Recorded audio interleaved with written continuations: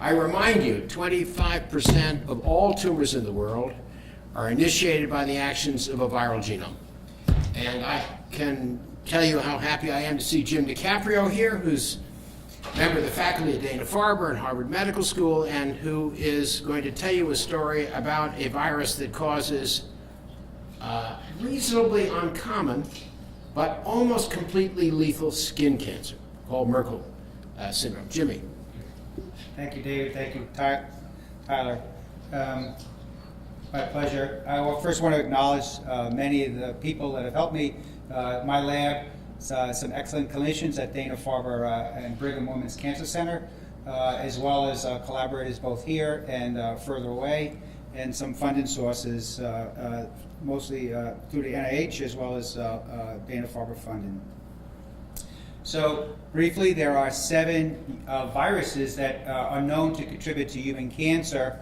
They include the large DNA viruses, Epstein-Barr and Kaposi's, hepatitis viruses B and C, as well as the HTLV1 virus, as well as human papillomaviruses. And what I'll talk to you today about is a Merkel cell polyomavirus.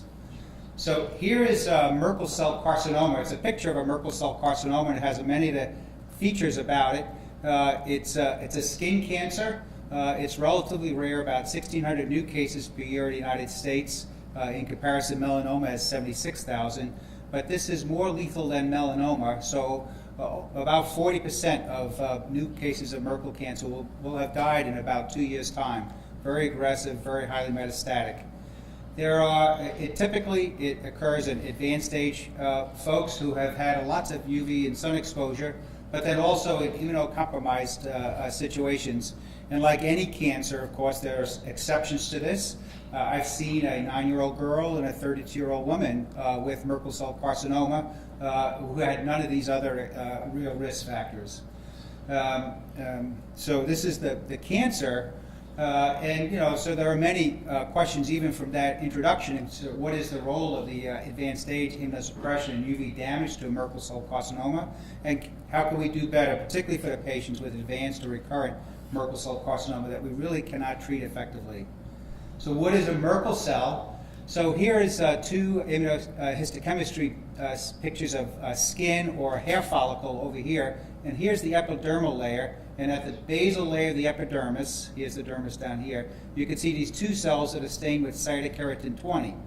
And these 2 are Merkel cells, and they're at the basal layer of the epidermis. Here's a hair follicle, cross sections, and so the hair is coming out at you. And here in the basal layer of the hair follicle, you can see several Merkel cells also stained with CK20.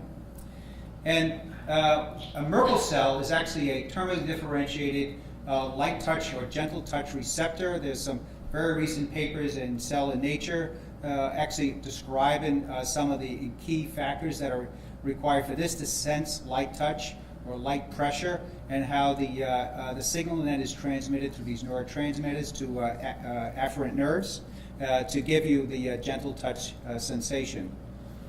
Here's a tissue microarray. Actually, there are 60 different Merkel cancers represented on this tissue microarray, and it's stained with CK20. And so just like a normal cell, most Merkel cells are CK20 positive. About 95% of all Merkel cell carcinomas are CK20 positive.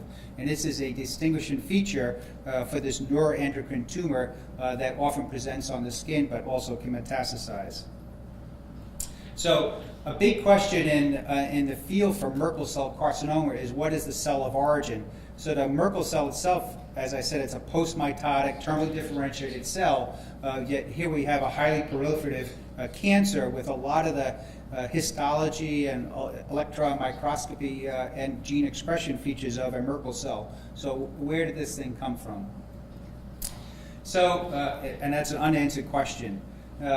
Here in 2008, the husband-wife team of Yuan Cheng and Patrick Moore had earlier discovered the Kaposi's sarcoma herpes virus, and here reported the discovery of a new virus in Merkel cell carcinoma. And they focused on this disease because they recognized that there was a 10 to 15-fold increased risk in HIV patients, and so they thought that perhaps there was a pathogen in this. They did a transcriptome analysis and they found some transcripts for something that looked like a Polyomavirus. What this is a P32 labeled Southern blot in Science in 2008. So this is probably one of the last Southern blots ever published. And what it shows is actually integrated viral DNA into Merkel cell carcinomas. And actually, in two of these lanes, is actually a primary tumor as well as a metastatic lymph node, showing that it was a clonal integration of the virus, suggesting that it was a very early event of the integration of the virus. And this February 22nd, 2008 was the day I started working on this virus and this cancer. So a polyomavirus is a double-stranded circular DNA. It's about 5,200 base pairs, the size of a small plasmid. There's an early region that expresses the large T and small T antigens, and a late region that expresses the viral coproteins, VP1 and VP2. And these are the oncogenes in general, and also required for the virus replication, the T antigens. There's 11 human polyomaviruses, and 4 of them can cause disease. So JC can cause PML, BK can cause this polyomavirus-associated nephropathy, Merkel cell and this Merkel cell carcinoma, and this trichodysplasia spinulosa. These 4 diseases show up in immunocompromised patients, typically, rarely otherwise. And so it's a very special relationship. And the other thing is that most of us are infected with all of these viruses. So the serologies to antibodies that recognize this virus particle here actually can distinguish all these different viruses, and most of us have most of these viruses as a lifelong infection. But our immune system keeps us out of trouble for the most part. So in Merkel virus, so here's a linear display of the large T antigen showing the splice here, and the T antigen. And this part here is what's involved in the viral replication, very important function of the large T antigen, and alternately spliced is the small T antigen. But in Merkel Cancer, all of the T antigens are mutated and truncated, so they retain this LXCXC motif, which is known to bind to the retinoblastoma protein, and leave that intact, but everything else is typically lost. And as examples of that, here is a RNA-seq for 6 different Merkel cancers. So what I've done is taken this virus, polyomavirus, split it down here, and they laid out the large T on this side and the VP1 proteins out on this side. So you can see very little VP1 is shown here. These are Illumina, red and blue, positive and negative Watson-Crick reads. And over here are actually representations of all the different reads from the T antigens. And what you can see in these 3 T antigen, these 3 cancers, is that they're missing a big piece of the large T antigen. So these do not have the regions of the T antigen that contribute to the viral replication. So viral replication is done, but they do retain lots of expression of the T antigens. And this one here that actually has the complete genome of the virus actually has stop codons, putting a stop to the translation of the large T out in the helicase and DNA binding domains. And in this particular case, we have 2 Merkel cancers that express very little. So this is an illustration that some Merkel cancers have lots of viral transcripts and others have very little. Here's a Western blot using 2 different antibodies against the large T antigen against the region that's conserved in Merkel cancers. And here's 4 different Merkel cancer cell lines. And you can see that the large T is different sizes depending on where their truncation mutation was. And this is just a positive control over here and some negative controls. And if we take one of those 2 antibodies and stain a real Merkel cancer, you can see all of these brown stained cells. These are the Merkel cells in this Merkel cell carcinoma. You can see some unstained cells. These are lymphocytes over here. And with scattered throughout actually are unstained lymphocytes that are infiltrating this here. Patients who have lots of infiltrating lymphocytes tend to do better than those that don't have infiltrating lymphocytes. And it's a marker for prognosis too as well. If we take this antibody and stain that same TMA, what we found actually is that almost all of these express large T antigen to different degrees. So again, these are different. This is 3 cores from 1 tumor. You can see all the cells here are positive. This is very low power. This particular tumor is the only one in this array that really was negative for large T antigen. So most Merkel cancers express T antigen and as detected by either RNA or protein. So are the truncated large T and small T antigens that are expressed in Merkel cell cancer, are they oncogenic? Are there any additional oncogenic mutations in Merkel cell carcinoma? And really an open question is, are there any other mutations or any other oncogenic or loss of tumor suppressive activities in Merkel cell? And it's not really known what the answer is right now. It really hasn't been studied. It's a new cancer, rare, and poorly studied. So here's an experiment where we actually took the truncated large T and small T cassette, this little genetic element, put it into this Rosa 26 lock-stop-locks cassette, and then made a mouse with this, and then used conditional expression of a keratin 14 Cre, which is expressed in the keratinocytes, in the skin keratinocytes of mouse. And if you can see this, actually we have a normal litter mate and a very scruffy mouse here that's expressing the Merkel T antigens. You can see various pictures here. We're very scruffy. The hair is disorganized. Lots of dandruff. A lot of other issues with the skin. Cataracts in the eyes. So lots of issues. And actually, some of these mice actually develop papillomas and getting close, very dysplastic lesions that are not quite carcinomas, but pretty close. And these are some microscopic pictures showing lots of proliferation and dysplasia in the epidermis, lots of cellular proliferation using MCM7 marker. So very, very highly proliferative, if not actually oncogenic in this particular mouse model. So if this here is enough to cause all these problems in mice, you wonder actually what these molecules can actually do. So in one of our approaches that we've used is actually to find out what these cellular proteins bind to. And in general, viruses, because they really are so small, have so few genetic elements, are very, very dependent in lots of different ways on the host cell and a host organism.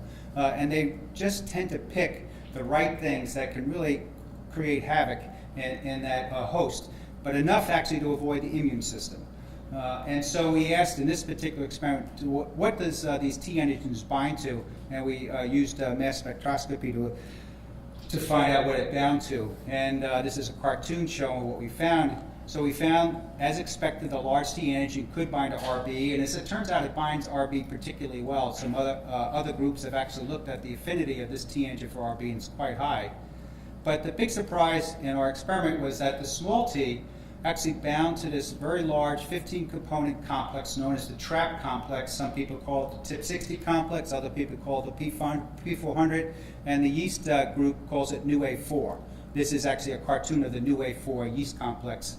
And we also found that small T co-precipitated L-MYC and MAX, as well as actually the expected co-precipitating proteins with the protein phosphatase 2A, A, and C subunits, which actually all the polyoma small T antigens bind.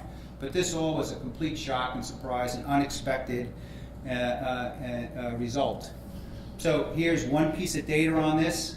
So here we actually took two different cancer cell lines, so HET116s you've all heard of, and UASOs. They don't normally express Merkel virus at all. And we either put just the small T antigen here, where here's an epitope tag version, or just the untagged version in this UASO cells.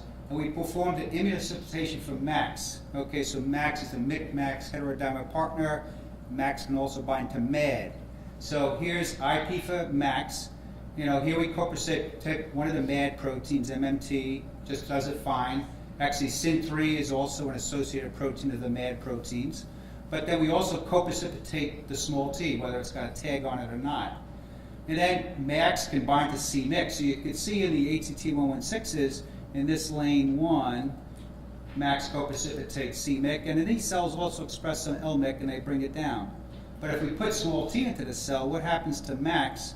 It actually likes L-MYC a lot better now, and it also brings down, in this case, 4 components of the TRAP complex. So TRAP itself, P400, DMAP1, and Cat5, also known as TIP60. Same result in the UASOs. We put small t in either with or without a tag. MAX co-precipitates the small t antigens, likes L-MYC, and doesn't like C-MYC as much when small t is around, and brings down this TRAP complex. So the MYC MAX interaction with TRAP was described 14, 15 years ago, but it's extraordinarily difficult to see, to study, to work with. You put small t in, and now all of a sudden Max loves this trap complex and actually has a special affinity in other experiments for LMIC as well. Here's some ChIP-seq data, actually performed a Max chip, 2 biologic replicas of P400 chip, as well as 2 different versions of small t. This is actually on the promoter for MDM2. So Max and P400 are actually expected at the transcriptional start sites, and we're actually finding small t associated there too as well. We see this across the genome. So it looks like small t is helping MYC, at perhaps LMYC, to recruit the trap to the transcription start sites of many, many promoters. So I think I'm ending here and leaving you with some more questions. So what is the interaction between Merkel small t and LMYC, MYC, and Max, as well as the trap complex? What does that actually contribute to Merkel cell carcinoma? The trap complex has been implicated in gene expression as well as a DNA damage response. And really, are there any therapeutic opportunities because of this very special, very strong, very stable interaction? And again, the question comes up, can we do better for our patients with this cancer? So thank you very much. Thank you.